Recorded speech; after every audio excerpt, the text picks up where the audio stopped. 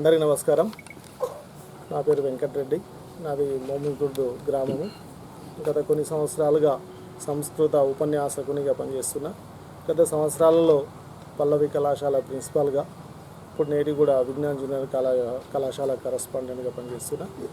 నేను ఈ మధ్యలోనే రామ్దేవ్ బాబా గారిని కలిసి రావడం జరిగింది.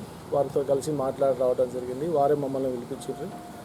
విషయం ఏంటంటే, వారు భారతీయ శిక్షా బోర్డు అనేటువంటి ఒక వాళ్ళ యూనివర్సిటీలో, పతంజలి యూనివర్సిటీలో భారతీయ శిక్షా బోర్డు అనేటువంటి దాంతో ఒక నూతనమైనటువంటి విద్యా వ్యవస్థకు రూపకల్పన చేసి వారు అఫిలియేషన్ గుర్తిస్తున్నారు. ఎవరైనా స్కూల్ యాజమాన్యం వారితో టైఅప్ అయితే వాళ్ళతో అఫిలియేషన్ తీసుకొని వాళ్ళ విధి విధానాలతోని స్కూల్ నడిపించవచ్చు. అందులో ఉన్నటువంటి విషయం ఏంటంటే, వారు మన పురాతనమైనటువంటి పూర్వం ఉన్నటువంటి మన యొక్క శాస్త్రాలలో ఉన్నటువంటి విషయాలను, మన పురాతనమైనటువంటి గ్రంథాలలో ఉన్నటువంటి విషయాలను, ఉదాహరణకు ప్రాణాయామం కానీ, యోగాభ్యాసం కానీ, ఇక ఇతరత్ర ఆయుర్వేదం కానీ, చరక సంహిత కానీ, యజుర్వేదంలో, ఋగ్వేదంలో, అథర్వవేదంలో, సామవేదంలో 4 వేదాలలో ఉన్నటువంటి మంత్రాలను, ఇక మన 6 శాస్త్రాలు ఏవైతే శాస్త్రాలు ఉన్నటువంటి విషయాలను క్రోడీకరించి అన్ని పాఠ్యాంశాలలో ఇవ్వడం జరిగింది. పురాతనమైనటువంటి మన యొక్క విధి విధానం ద్వారా మన విద్యార్థులకు భావి భారత పౌరులుగా ఉన్నతమైనటువంటి శిఖరాలకు తీసుకుపోయాలనేటువంటి ఉద్దేశంతో వారు రూపకల్పన చేయడం జరిగింది. దాంట్లో భాగంగా నన్ను 4 జిల్లాలకు సంబంధించినటువంటి అధికారినిగా నన్ను వారు గుర్తించి మాకు ఇవ్వడం జరిగింది. ఇందులో దీని ద్వారా మేము ఎవరైనా కొత్తగా పాఠశాలలు నెలకొల్పినా ఉన్నటువంటి వాళ్ళు పాతవారు ఒకవేళ అఫిలియేషన్ తీసుకోవాలన్నా కూడా మేము వారికి తోడ్పాటు చేసి వారికి మేము ఇప్పించడం జరుగుతుంది. ఇందులో ఉన్నటువంటి విషయాలన్నీ కూడా వీళ్ళ యొక్క పాఠ్యాంశాలలో ఉన్నటువంటి విషయాలన్నీ కూడా కేజీ మొదలుకొని ప్రజెంట్ అయితే మన యొక్క వారి బుక్స్ అన్నీ కూడా చాలా సులభమైనటువంటి విధంగా పిల్లలకు అర్థమయ్యేటటువంటి విధంగా వాళ్ళు రూపకల్పన చేయడం జరిగింది. ఆంగ్ల మాధ్యమంగా ఇక ఏ రాష్ట్రాలకు ఆ రాష్ట్ర ప్రాంతీయ భాషలను కలుపుకొని వారు చేయడం జరిగింది. పాఠ్యాంశ విధి విధానం చేయడం జరిగింది. ఉదాహరణకు మనం తెలంగాణ విద్యార్థులకు మనకు తెలుగు ఉంటుంది, సంస్కృతం ఉంటుంది, మ్యాథ్స్ ఉంటుంది, కెమిస్ట్రీ, ఫిజిక్స్ ఇవన్నీ కూడా ఉంటాయి. మిగతా సబ్జెక్ట్స్ అన్నీ కూడా ఆంగ్ల మాధ్యమంగా ఉంటాయి. దానికి తోడుగా మనకు ప్రాంతీయ భాష అయినటువంటి ఏ రాష్ట్రం వారికి ఆ రాష్ట్రీయ భాషలలో కూడా ఉంటుందన్నమాట. అంటే మన పిల్లలకు తెలుగు ఉంటుంది, ఇంగ్లీష్ మాధ్యమంగా ఇంగ్లీష్ ఉంటుంది, హిందీ ఉంటుంది. ఈ అన్నింటిలో కూడా ఏవైతే మనకు మేఘాలయ విద్యా విధానానికి భిన్నంగా ఉంటుంది మన యొక్క భారతీయ శిక్షా బోర్డు ఏదైతే విధి విధానాన్ని నెలకొల్పిందో, వీరి లోపల మన యొక్క ఇప్పుడు ఉన్నటువంటి పాఠ్యాంశాలకు ఇంకా చాలా జోడించి మేఘాలయ విద్యా విధానం ఆధారంగా చేసుకునకుండా మన పూర్వ గురుకులీయ విద్యా విధానంతో వీరు చేయడం జరిగింది. ఎవరైనా గుర్తింపు పొందాలనుకున్నా కూడా మేము వారికి గుర్తింపు ఇచ్చడం, వారికి కల్పించడం జరుగుతుంది. మన పిల్లలు, మన విద్యార్థులు ఇంకో గొప్పనైనటువంటి స్థాయికి చేరాలనేటువంటి ఉద్దేశంతో ఇప్పుడు ఉన్నటువంటి కాస్త ఉన్నప్పటికీ కూడా ఇంకా మన పిల్లలు ఇంకా ముందడుగులో ఉండాలి. భారతదేశం అనేటువంటిది ప్రపంచ దేశాలకు అన్నింటికి కూడా తలమానికంగా ఉండాలి. మన విద్యార్థులు దేంట్లో కూడా వెనుకడుగు వేయకుండా ఉండాలి, ఆత్మస్థైర్యంతో ఉండాలి. ఇందుకు పిల్లలందరూ కూడా భవిష్యత్ తరాల వారందరూ కూడా భావి భారత పౌరులందరూ కూడా భవిష్యత్ ప్రణాళికతో వారికి ముందుండాలనే ఉద్దేశంతో వారు ఈ పాఠ్యాంశ విధి విధానం రూపకల్పన చేయడం జరిగింది.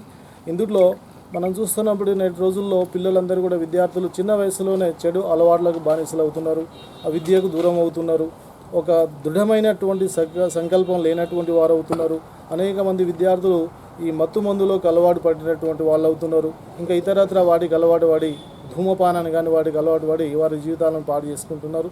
ఎందుకంటే మన యొక్క విద్యా విధి విధానం లోపల పిల్లలకు ఆత్మస్థైర్యాన్ని నేర్పించేటటువంటి యోగా మొదలైనటువంటి మన యొక్క పాఠ్యాంశాలలో లేవు.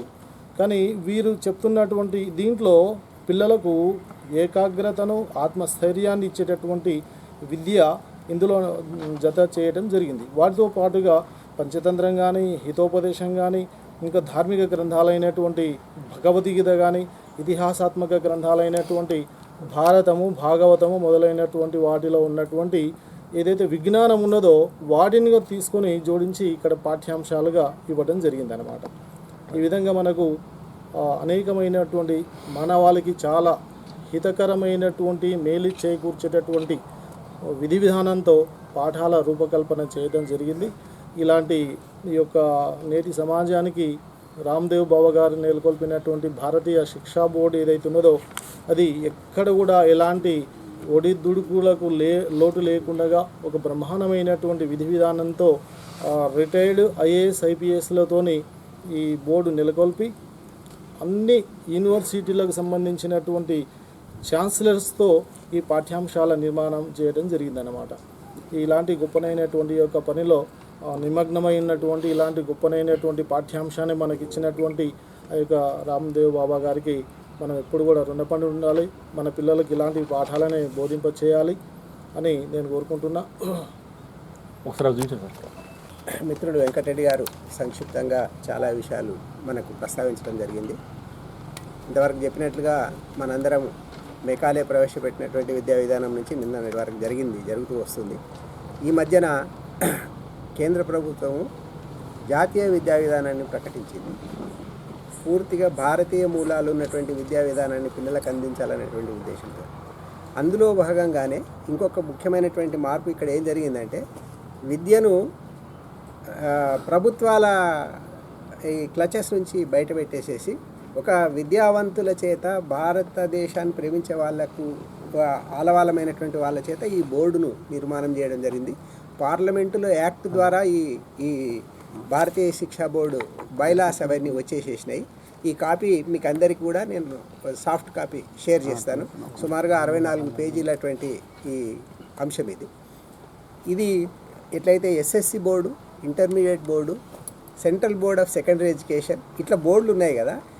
ఇందులో ఈ బోర్డుల లాగానే భారతీయ శిక్షా బోర్డును కొత్తగా పార్లమెంట్ యాక్ట్ చేత ప్రవేశపెట్టబడింది. కాబట్టి మన దేశంలో ఉన్న లేదంటే వేరే దేశాల్లో ఉండి మన బోర్డుకు అఫిలియేట్ కావాలనుకున్న వాళ్ళు కావచ్చు. ఇప్పుడు మన దేశంలో బళ్ళు పెట్టి వేరే బోర్డులకు అఫిలియేట్ అయిన సందర్భాలు కూడా ఉన్నాయి. ఐసిఎస్సి సిలబస్ ఉంది, వేరే దేశాలకు అవుతున్నాయి. క్యాంబ్రిడ్జ్ అట్లాంటి వాటికి అఫిలియేట్ అవుతున్నాయి. అట్లా వేరే దేశాలలో భారతీయ విద్యను మనం నేర్చుకోవాలి, మన పాఠశాలలో భారతీయ విద్య నేర్పాలనుకునే వాళ్ళు కూడా భారతీయ శిక్షా బోర్డుతో అనుబంధం కావచ్చు. ఈ శిక్షా బోర్డులో శిశు తరగతి నుంచి 3 సంవత్సరాల బాబు నుంచి 12 సంవత్సరాల అంటే ఇంటర్మీడియట్ సెకండ్ ఇయర్ వరకు ఉన్నటువంటి సిలబస్కు సంబంధించినటువంటి బోర్డు క్లాసులన్నీ కూడా ఈ శిక్షా బోర్డులో వస్తాయి. కాబట్టి ఎవరైనా ఎల్కేజీ, యూకేజీ అంటే ఈ నర్సరీ పెట్టాలనుకుంటే వీళ్ళు వెంటనే భారతీయ శిక్షా బోర్డుతో అనుబంధం తీసుకోవచ్చు, అట్లా స్కూల్ నడిపించవచ్చు. దానికి సంబంధించినటువంటి ఒక విశేషమైనటువంటి బృహత్తరమైన ప్రయత్నం ఇంతవరకు దేశంలో ఎక్కడ జరిగినటువంటి ప్రయత్నం ఏం చేశారంటే ఒక రిటైర్డ్ ఐఏఎస్ ఆఫీసరు ఎన్పి సింగ్ గారు దీనికి కార్యాధ్యక్షులుగా ఉన్నారు. 1800 మంది ఐఐటి ప్రొఫెసర్స్, 3200 మంది పీజీటీస్ పోస్ట్ గ్రాడ్యుయేట్ టీచర్స్ అంటే సిబిఎస్ఈ, నవోదయ స్కూల్స్ ఇట్లాంటి వాటిల్లో పనిచేసే టీచర్స్ మేధావులైనటువంటి వాళ్ళను ఒక దగ్గరికి తీసుకొచ్చి వాళ్ళ చేత ఈ పాఠ్యపుస్తకాలను తయారు చేయించారు. ఇది చూడండి, బ్రోచర్ 2024. ఇక్కడ బాలవాటిక ప్రత్యూష అంటే శిశు తరగతి, బాలవాటిక అరుణ ఇది మన ఎల్కేజీ, తర్వాత బాలవాటిక ఉదయ యూకేజీ. ఇది ఈ మూడిటికి సంబంధించినటువంటి సిలబస్ పాఠ్యపుస్తకాలు ఏముంటాయి అనేటువంటిది ఇందులో ఉంది. తర్వాత 1వ తరగతికి సంబంధించినటువంటి 1వ తరగతిలో ఏ సబ్జెక్ట్స్ ఉంటాయి ఏముంటాయి అనేటువంటిది ఇది. తర్వాత 2వ తరగతి, తర్వాత 3వ తరగతి, తర్వాత 4వ తరగతి. ప్రతి తరగతిలో కూడా Hindi, English, Sanskrit, maths, computers ఇవి కంపల్సరీ సబ్జెక్ట్స్. తర్వాత 5వ తరగతి. ఈ 5వ తరగతి వరకు ఈ పుస్తకాలన్నీ కూడా ఒక పద్ధతి ప్రకారం సిస్టమేటిక్గా భారత రాజ్యాంగము, తర్వాత జాతీయ విద్యా విధానము, తర్వాత భారతీయ మూలాలు ఉన్నటువంటి విద్యను అందించడం జరిగింది. ఇందులో జాతీయ విద్యా విధానంలో ఒక ప్రధానమైనటువంటి అంశం ఏముందంటే ancient Indian education with modern technological blend. అంటే భారతీయ మూలాలు ఉన్నటువంటి విద్య ఆధునిక సాంకేతిక శాస్త్రానికి లింక్ చేస్తూ ఈ విద్యను మన విద్యార్థులకు నేర్పాలనేటువంటి ఉద్దేశంతో ఈ సిలబస్ను చేయడం జరిగింది. ఇది 6, 7, 8 తరగతులకు సంబంధించింది. ఇంగ్లీష్ 6వ తరగతి, 7వ తరగతి, 8వ తరగతి. అట్లానే మ్యాథమెటిక్స్ 6, 7, 8. అట్లానే హిందీ 6, 7, 8. అట్లానే సోషల్ సైన్స్ 6, 7, 8. అంటే ఇందులో అన్నిటికి సంబంధించినటువంటి ఏ పాఠ్య పుస్తకాలు ఉన్నాయో కూడా ఇందులో డీటెయిల్స్ ఉంటాయి. సైన్స్ 6, 7, 8. సంస్కృత్ 6, 7, 8. ఇలా 8 తరగతుల వరకు ఇప్పుడు పుస్తకాలు రెడీగా ఉన్నాయి వాళ్ళ దగ్గర. ఏ పాఠశాల వాళ్ళైనా సరే ఈ భారతీయ శిక్షా బోర్డుతో అనుబంధం పొందాలి అని అనుకుంటే వాళ్ళు భారతీయ శిక్షా బోర్డుకు అఫిలియేట్ కావచ్చు. దానికి సంబంధించి ఒక పాంప్లెట్ వేయడం జరిగింది. ఇందులో పూర్తి డీటెయిల్స్ ఉన్నాయి. అంటే ఈ 64 పేజీల లో ఉన్నటువంటి బైలాస్కి సంబంధించిన ముఖ్యమైనటువంటి అంశాలన్నీ కూడా ఇందులో ఉన్నాయి. భారతీయ శిక్షా బోర్డు వచ్చేసింది. భారతీయ ప్రజల చిరకాల వాంఛ ఇది. ఎప్పటి నుంచో మన విద్యార్థులకు మన విద్యా విధానాన్ని అందించాలనేటువంటి తపన ఏదైతే ఉందో అది ఇప్పుడు సాకారం అవుతుంది. వీటికి సంబంధించినటువంటివి. తర్వాత ఇంకోటి ఏంటంటే వెబ్సైట్ ఉంది, www భారతీయ శిక్షా బోర్డు bsb.org.in. ఈ వెబ్సైట్లోకి మనం ఎవరైనా సరే వెళ్తే దీనికి సంబంధించిన డీటెయిల్స్ అన్నీ ఉంటాయి. శిక్షా బోర్డులో ఎవరెవరు ఉన్నారు, ఏ స్వామీజీలు ఉన్నారు, ఏ విద్యావేత్తలు ఉన్నారో కూడా డీటెయిల్స్ అన్నీ ఇందులో ఉన్నాయి. మీరు అంటే ఎవరైనా సరే ఏ బడైనా సరే ఇప్పుడు ఇమ్మీడియట్గా మన దగ్గర అయితే నాకు తెలిసి స్టేట్ గవర్నమెంట్లో ఈ ఎల్కేజీ యూకేజీకి సంబంధించినటువంటి పర్మిషన్స్ అయితే లేవు. ఇంకా దానికి సంబంధించిన నామ్స్ రావాలి. దీంట్లో మాత్రం ఇక్కడ మనము భారతీయ శిక్షా బోర్డుకు ఈ నర్సరీ స్కూల్కి సంబంధించి ఏదైనా అనుబంధం తీసుకోవచ్చు, ప్రారంభం చేయొచ్చు. ఈరోజు పేపర్లో ఇచ్చారు సుమారుగా 30% జూనియర్ కాలేజెస్ ఏదైతే +2 ఉన్నాయో అవి ఇంకా ఎవరితో అనుబంధం పొందలేదు. ఇది చాలా విచిత్రంగా నడుస్తుందని వాళ్ళ పేపర్లో ఆంధ్రజ్యోతిలో అనుకుంటాను ఇచ్చారు. అలాంటి వాళ్ళు భారతీయ శిక్షా బోర్డుతో అనుబంధం తీసుకొని వాళ్ళు ఎగ్జామినేషన్స్ చేసుకోవచ్చు. అయితే ఈ సర్టిఫికేషన్కు సంబంధించినటువంటి సందేహాలు ఏమైనా ఉంటే ఈ సర్టిఫికేషన్కి సంబంధించిన సందేహాలన్నీ కూడా ఇది ఈక్వలెంట్ టు ఇప్పుడు ఈ భారతీయ శిక్షా బోర్డు ఇచ్చే 10th class certificate equivalent to all state boards ఇచ్చేటువంటి సర్టిఫికేట్ సమానం. నెక్స్ట్ అడ్మిషన్ ఏది +2లో అడ్మిషన్ తీసుకోవాలంటే ఎవరు కూడా దాన్ని పక్కకు పెట్టడానికి లేదు. అట్లానే ఇంటర్మీడియట్ పాస్ అయినటువంటి వాళ్ళు +2 పాస్ అయిన వాళ్ళు కూడా ఏ యూనివర్సిటీలో అయినా సరే అడ్మిషన్ తీసుకోవచ్చు. కాబట్టి ఈక్వేషన్కి సంబంధించినటువంటి అంశాలు కూడా ఏ టెక్నికల్కి సంబంధించిన లీగల్కి సంబంధించిన ఏవి కూడా ఎక్కడ ఏం సమస్య లేకుండా సుమారుగా ఒక 10-12 సంవత్సరాల కృషి ఈ పతంజలి యోగపీఠ వాళ్ళు చేసినటువంటి కృషి వల్ల ఈ భారతీయ శిక్షా బోర్డు వచ్చేసేసింది. మన విద్యార్థులు మన పాఠశాలలు మన భారతీయ మూలాలు ఉన్నటువంటి అంశాలను మనం ఇక ముందు స్వేచ్ఛగా ఈ భారతీయ శిక్షా బోర్డుకు అనుబంధమై నేర్పవచ్చు. పుస్తకాలన్నీ కూడా తయారైనవి వస్తాయి దశల వారీగా. ఇక్కడ ఎక్కడో ఒక కార్యాలయం ఉంటుంది, ఆ కార్యాలయంలో డిస్ప్లే అవి పెడతాం, చూసుకోవచ్చు.